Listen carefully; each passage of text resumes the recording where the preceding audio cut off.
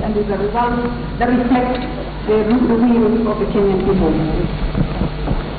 Without much ado, we will move on to the next stage, in which we are going to invite the chairman of the IEBC, who is also the national returning officer of the presidential election, to give his remarks and also move forward with the declaration of the presidential results. But before we do that, we would like to please ask all of you to stand up so that we can have our prayer, which is also our national anthem. We will have all the three stanzas of the national anthem as our prayer.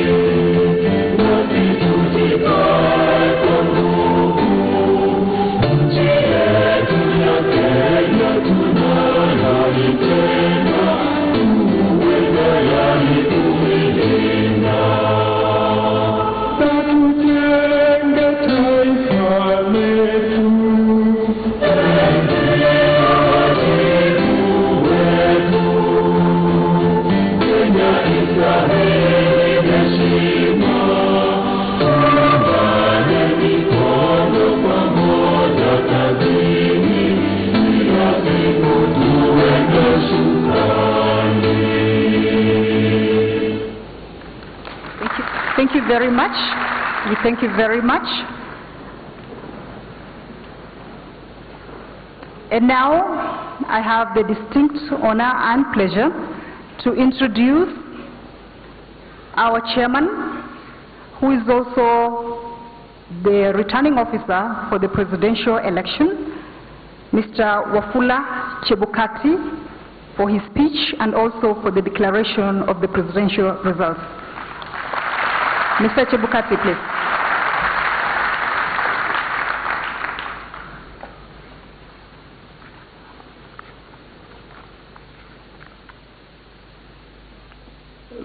IBC commissioners and officials, distinguished presidential candidates present,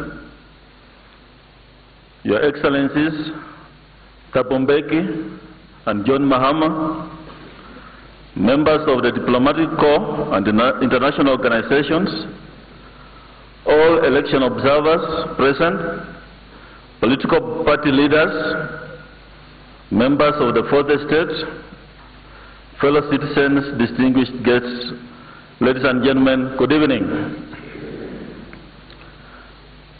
Before we begin, let us all stand for a minute of silence in honor of our slain and former ICT manager, Chris Musando, and Michael Kasulai, a presiding officer in Yatra who passed away in the course of this election.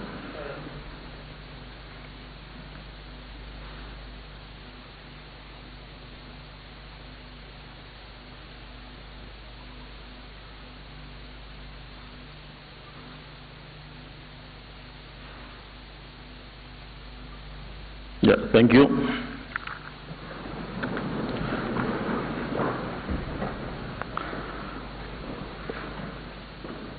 Fellow Kenyans, on August 8th, millions of voters across the country braved long lines and adverse weather to confirm the key tenet of our constitution.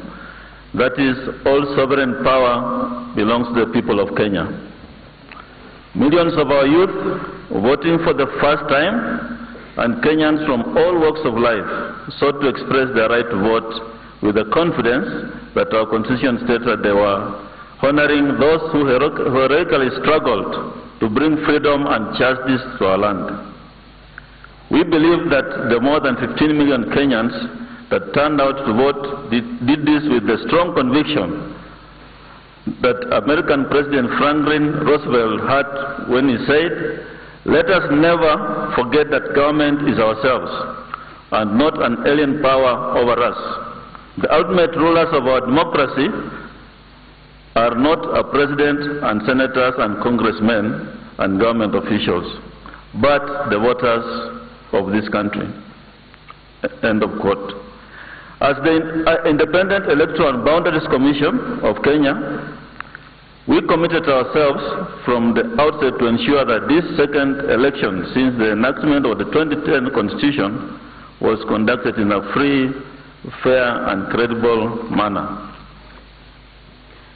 The commissioners and our staff across the country, aware that this was the fifth election since the introduction of multi-party democracy in Kenya in 1991, were determined to make it historical. They worked tirelessly to prove that our democracy has matured and to build the confidence of our people in the established constitutional institutions. Countries around the world have been watching us closely, and we believe that we have a very strong case study to share with our counterparts in the continent and beyond. We are confident that the manner in which these elections were conducted has demonstrated that the Commission has matured and joined the ranks of mature electoral management bodies. In turn, the country has joined the family of mature democracies that are able to conduct and deliver credible and fair elections.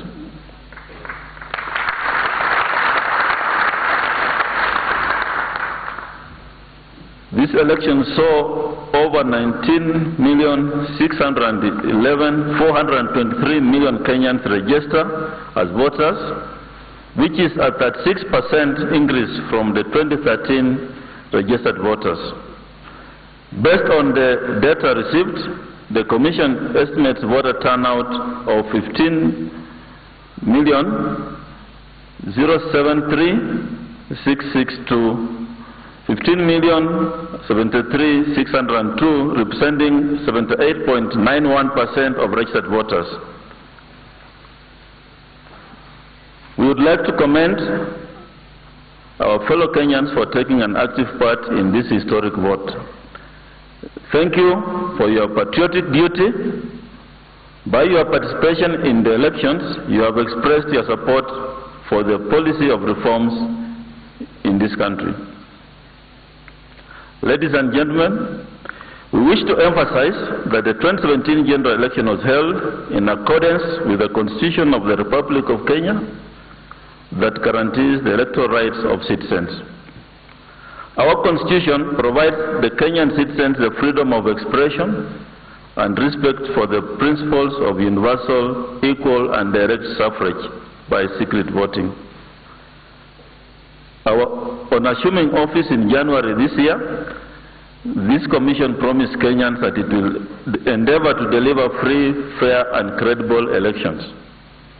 We sought to do this through upholding integrity and professionalism, engaging with stakeholders, being transparent in all our processes, addressing electoral malpractices during the election, including firing election officials on election day, and strict enforcement of the Electoral Code of Conduct.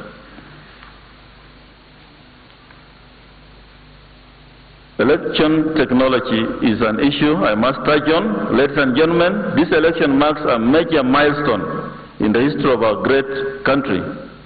This is the first time Kenya has successfully deployed the Kenya Integrated Election Management System, what we now call KIMS. And this was done nationally to facilitate an efficient voter registration, candidate registration, voter verification, and transmission of results. The new system integrated the existing biometric voter registration biometric voter identification, electronic results transmission, political party and candidate registration system.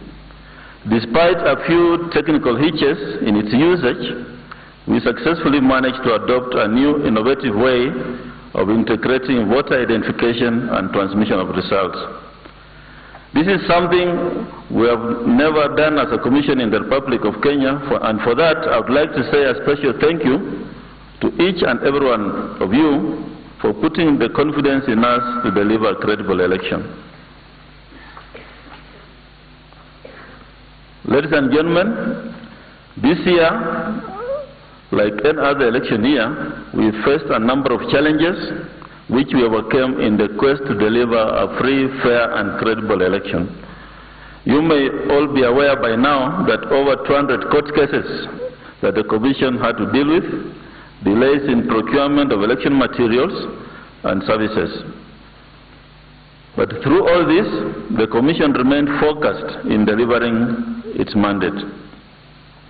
There are many lessons that we have learned from this electoral cycle that we believe will strengthen our institution, ranging from how to mitigate against the late delivery of election materials to ways of quicker transmission of election results. Allow me to express our greatest gratitude to all those who contributed to the successful completion of the 2017 elections. First and foremost, I want to thank the people of Kenya, our number one stakeholder. You are entrusted as this honorable responsibility just 7 months to the election. To all our staff across the country and all our families for their sacrifices, I want to say thank you very much. To the staff, you have worked long hours and sometimes forgone sleep, particularly over the course of this week, to ensure that all the necessary steps proceed seamlessly. The overwhelming majority of you have demonstrated our core values of transparency and integrity. For your sacrifice and dedication, I and the country in general owe you our recognition and gratitude. And we are truly proud of all of you.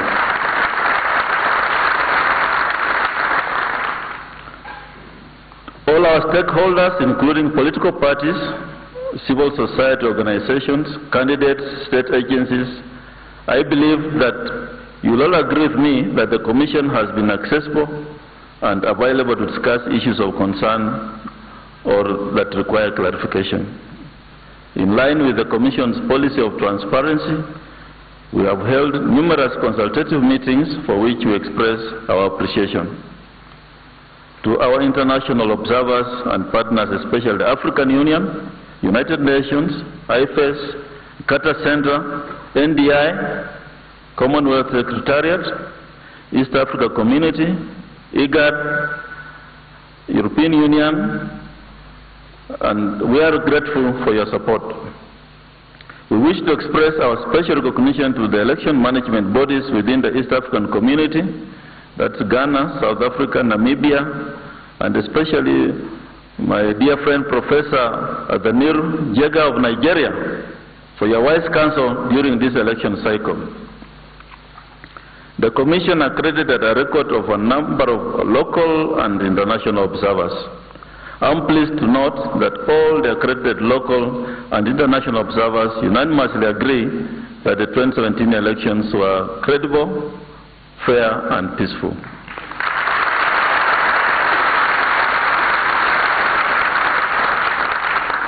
We thank the observers for their preliminary reports and look forward to their final reports, which will be incorporated in our post-election evaluation.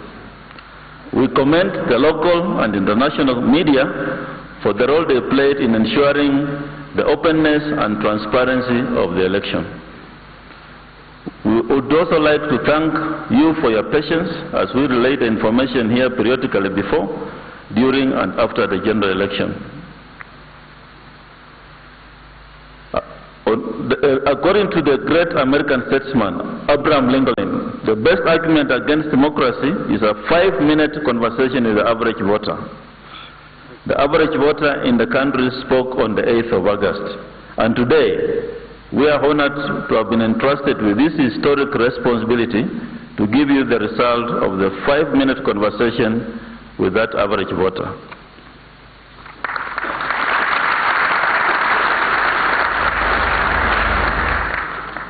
Before we pronounce the result of the presidential election, we wish to remind you of the results management path in accordance with the law. The first step in the determination of the result in the presidential election is the counting or the tallying of the presidential votes, which is done by the presiding officer at the polling stations after the closing of voting. The result of the counting is then filled by the presiding officer in Form 34A, which he signs and is countersigned by the agents or candidates of political parties. Candidates of political parties. Once Form 3A is filled, then the presiding officer is required to key in the results in the GIMS gadget, scan the Form 34A, and send the two documents simultaneously to the constituency returning officer and to the National Tallying Center. The presidential result announced by the presiding officer is final. The constituency returning officer is then required to collect all the results from the Forms 34A, tally them, and record the aggregates of the votes cast in favor of each candidate in Form 34B. The returning officer then announces the result of the presidential election in respect of the constituency and electronically submits them to the National Tallying Center. The result announced by the constituency returning officer is final. Now, the only role of the commission at the National Tallying Center is to collect and tally the results from the 290 constituency returning officers as recorded in Form 34Bs, and then record the results in Form 34C. So that is our role. That's what we have been doing here. The chairman of the commission, as a returning officer in respect of the presidential elections, then announces the results of the presidential election. Where a candidate has met the constitutional thresholds in Article 138(4) of the Constitution, that garnering 50% plus 1 of the total votes cast and 25% of the total votes cast in at least half the counties, then the chairman shall declare such a candidate as having been duly elected as President of the Republic of Kenya. In this regard, Kenyans, by the powers vested in me,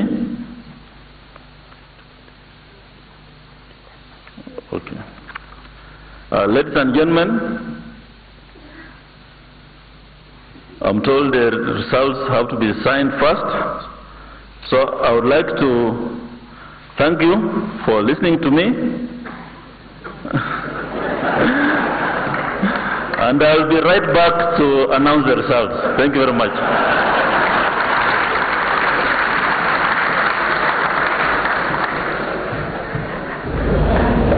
Thank you very much, Chairman. You know, if I was still working in the place where protocol is a big deal, I would have been fired by now. But thank God I'm not working as a protocol officer, so the chairman will not fire me today. I hope he does not fire me as a commissioner, because I've really been having a lot of fun doing this job. I'm sure you can believe from looking at my sleepy eyes that I've been enjoying this. But the next procedure that we are going to have there is that the chairman will be witnessing the signature of the results.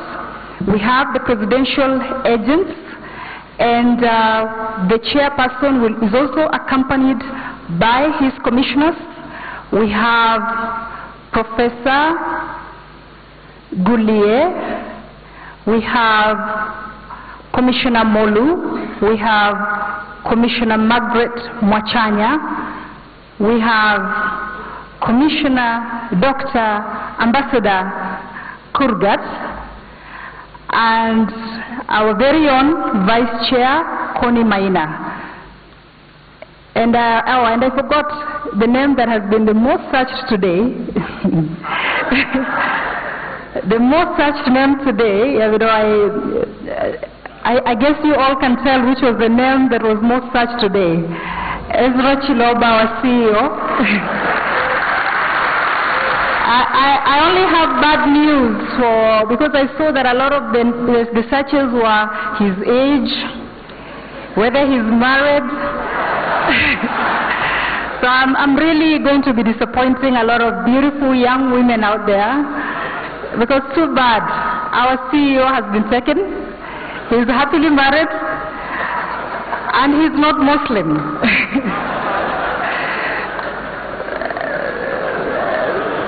But you can still make attempts to change him. So we are witnessing the signatures. We have all or most of the presidential agents there to ensure that the provisions in the law are followed.